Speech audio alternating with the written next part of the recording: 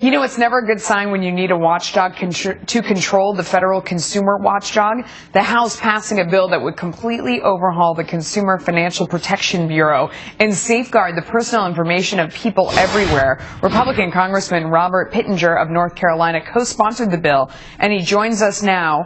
What is the biggest threat coming from this group? Well, the Consumer Protection Financial Bureau is anything but a protection bureau.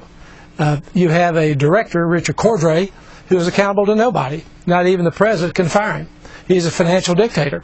There's 1,200 employees there who work at the absolute discretion of Mr. Cordray.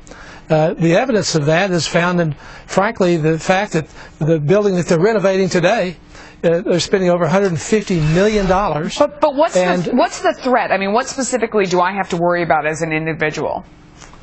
Your financial information. They hold all your financial information, and they have full discretion over it.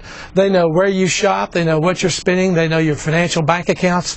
They have total knowledge of everything. The bill that we passed requires them to be accountable and to not release any of that information apart from the agreement. So is that the threat? I mean, I certainly don't want them to have all that information, but what is the danger of them having it? You think that, you know, someone's going to hack in and use it to steal my identity? Is it that they're going to use it, you know, sell it to marketers? What do you think is the danger of them having that information?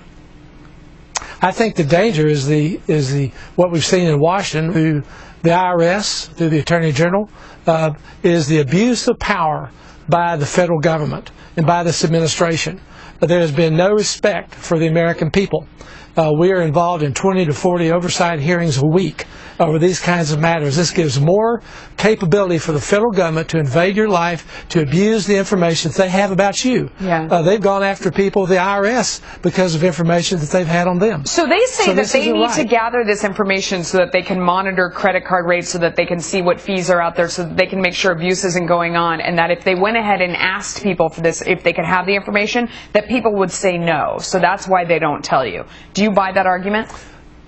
Well, I buy the fact that markets work. And again, you have the problem with a centralized government who's micromanaging everything. They're doing that right now with the QM rule. The QM rule tells banks exactly who they can't loan money to.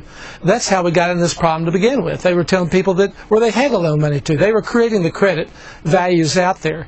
That's the problem with centralized government, centralized planning. And that's the problem with having a financial dictator at the helm. Yeah. You have 1,200 people there. Those people, did you know that there's 60% of those people make in the six-figure range? There's 50 of them who are making the multiples. They have enormous power. They have no budgeting process. And it sounds like a good job. We're out of time. Congressman, thank you so much for coming on.